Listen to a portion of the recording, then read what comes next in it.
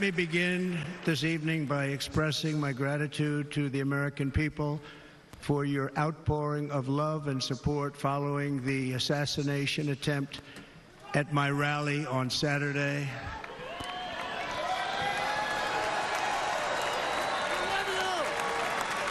As you already know, the assassin's bullet came within a quarter of an inch of taking my life.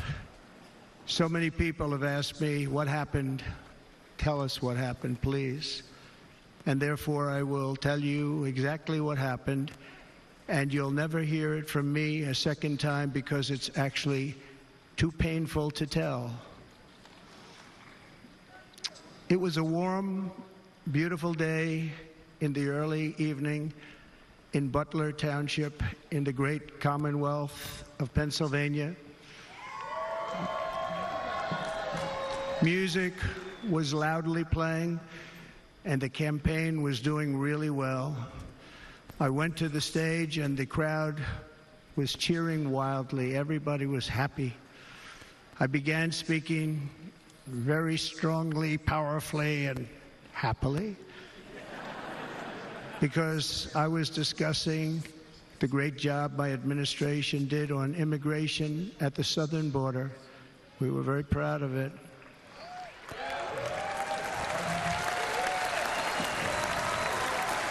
Behind me and to the right was a large screen that was displaying a chart of border crossings under my leadership. The numbers were absolutely amazing. In order to see the chart, I started to, like this, turn to my right and was ready to begin a little bit further turn, which I'm very lucky I didn't do, when I heard a loud whizzing sound and felt something hit me really, really hard on my right ear.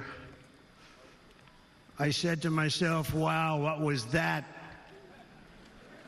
It can only be a bullet. And moved my right hand to my ear, brought it down.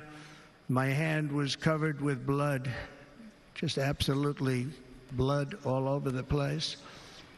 I immediately knew it was very serious, that we were under attack, and in one movement proceeded to drop to the ground. Bullets were continuing to fly as very brave Secret Service agents rushed to the stage, and they really did. They rushed to the stage.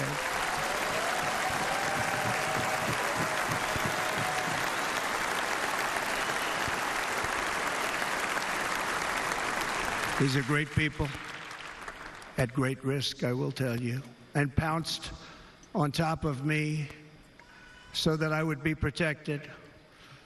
There was blood pouring everywhere, and yet, in a certain way, I felt very safe because I had God on my side. I felt that.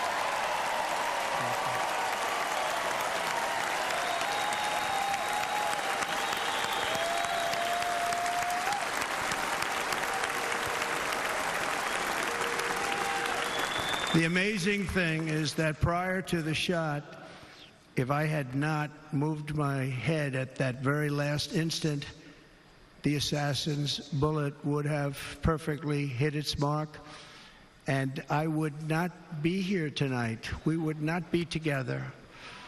The most incredible aspect of what took place on that terrible evening in the fading sun was actually seen later.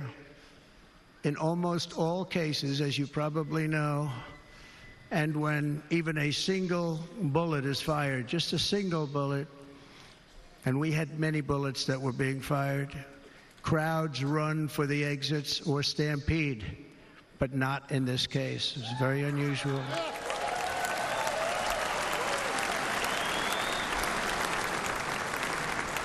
This massive crowd of tens of thousands of people stood by and didn't move an inch. In fact, many of them bravely but automatically stood up looking for where the sniper would be. They knew immediately it was a sniper. and then began pointing at him. You can see that if you look at the group behind me. That was just a small group compared to what was in front. Nobody ran, and by not stampeding, many lives were saved. But that isn't the reason that they didn't move. The reason is that they knew I was in very serious trouble. They saw it. They saw me go down. They saw the blood and thought, actually most did, that I was dead. They knew it was a shot to the head. They saw the blood. And there's an interesting statistic. The ears are the bloodiest part. If something happens with the ears, they bleed more than any other part of the body. For whatever reason, the doctors told me that. I said, why is there so much blood? He said, it's the ears. They bleed more. So we learned something, but they just, this beautiful crowd, they didn't want to leave me. They knew I was in trouble. They didn't want to leave me. And you can see that love written all over their faces. Incredible people. They're incredible people. Bullets were flying over us, yet I felt serene. But now the Secret Service agents were putting themselves in peril. They were in very dangerous territory. Bullets were flying right over them, missing them by a very small amount of inches. And then it all stopped. Our Secret Service sniper, from a much greater distance and with only one bullet used, took the assassin's life, took him out.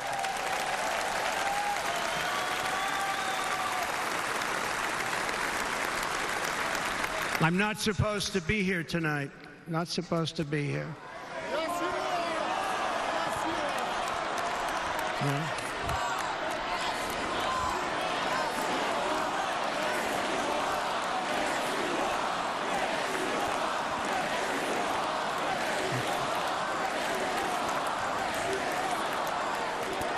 Thank you. But I'm not.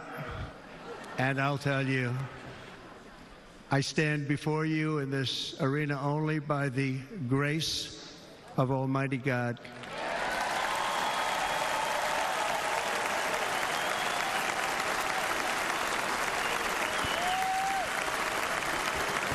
In watching the reports over the last few days, many people say it was a providential moment.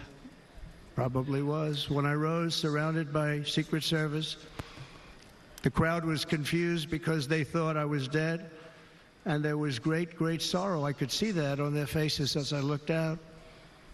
They didn't know I was looking out. They thought it was over. But I could see it. I wanted to do something to let them know I was okay. I raised my right arm, looked at the thousands and thousands of people that were breathlessly waiting, and started shouting, "Fight, fight, fight."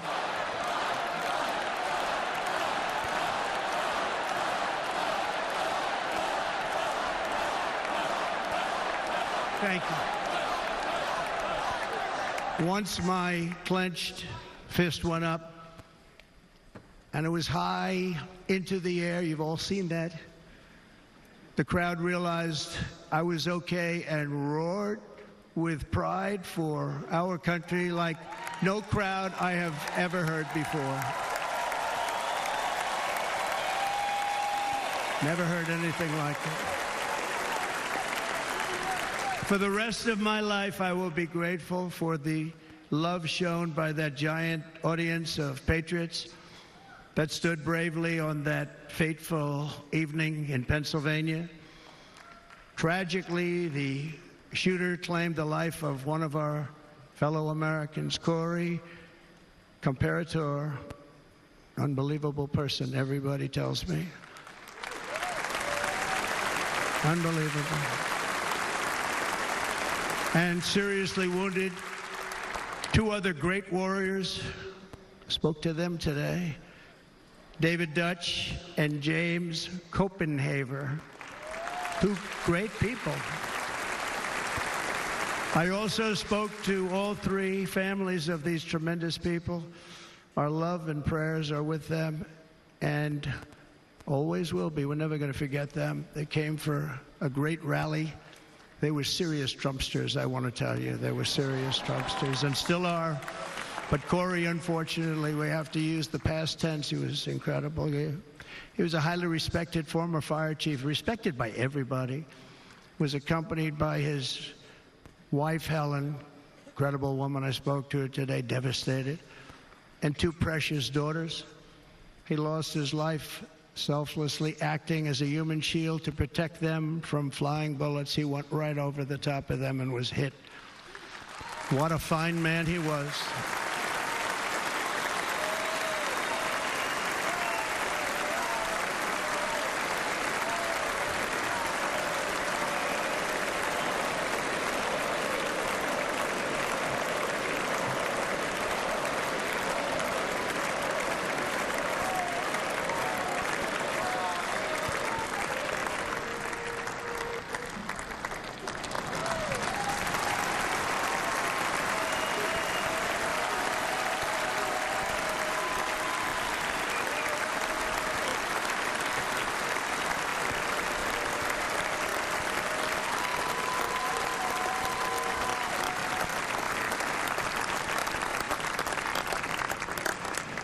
I want to thank the fire department and the family for sending his helmet, his outfit, and it was just something, and they're going to do something very special when they get it. But we did something which cannot match what happened, not even close.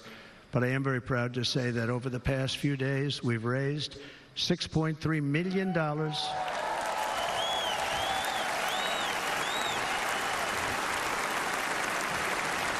for the families of David, James, and Corey, including from a friend of mine just called up. He sent me a check right here. I just got it.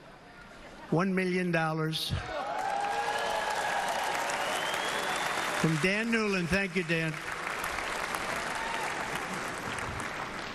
And again, when speaking to the family, I told them, I said, well, I'm going to be sending you a lot of money, but it can't compensate.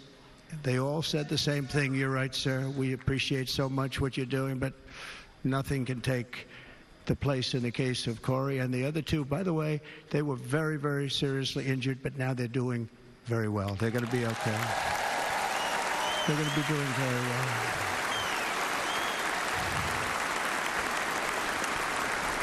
They're warriors. So now I ask that we observe a moment of silence in honor of our friend Corey.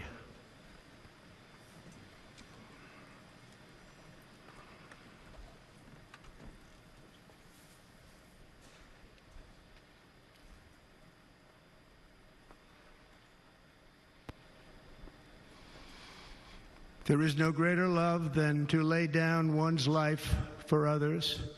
This is the spirit that forged America in her darkest hours, and this is the love that will lead America back to the summit of human achievement and greatness. This is what we need. Despite such a heinous attack, we unite this evening more determined than ever. I am more determined than ever, and so are you. So is everybody in this room.